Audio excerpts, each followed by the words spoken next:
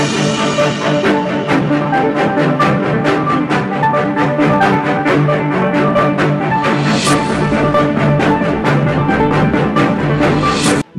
बंधुगण शुभ सकाळ को स्वागत जनाउछि। नुआ आज अपडेट को नजर पकेइबा ओडिशा रे बीजेपी बीजेडी पार्टनरशिप सरकार चलीछि। 30 जन उद्योगपति ओडिशा को लुटिबा को आसिछंती पानपस छकरू केंद्र व राज्य को टार्गेट कले राहुल।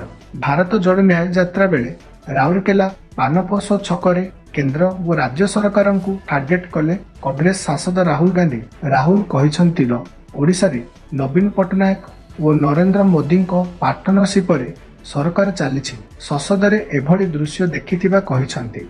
राहुल गांधी तो प्रधानमंत्री सहायता मागिले मुख्यमंत्री समर्थन करुछंती। राज्यर 30 लाख लोक दादन खटिबा पई राज्य बाहर को प्रधानमंत्री सहायता मागिले मुख्यमंत्री समर्थन करुछंती। राज्यर 30 लाख लोक दादन खटिबा पई राज्य बाहर को जाउछंती। 30 जन उद्योगपति आसी ओडिशा को लुटिबा को बसिछंती।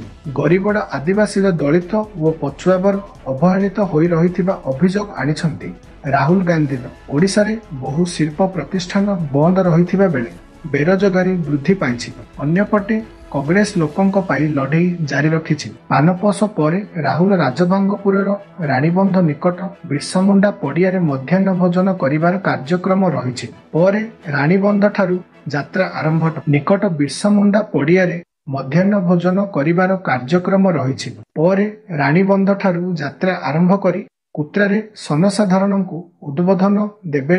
बड़गाखारे मध्य जनसाधारण को उद्बोधन देबे राहुल गांधी। बड़गारू बाहरी सुंदरगढ़ बस स्टाण्ड छकरे अपराह्न 4:30 पहुंची पदयात्रा करिबे। एही पदयात्रा स्टाडियम छक और सुंदरगढ़ एसबीआई छक होइजिबे। सेठारू झारसुगुड़ा अभिमुखे जाई अमलीपाली ठारे राहुल रात्रि जापन करिबे।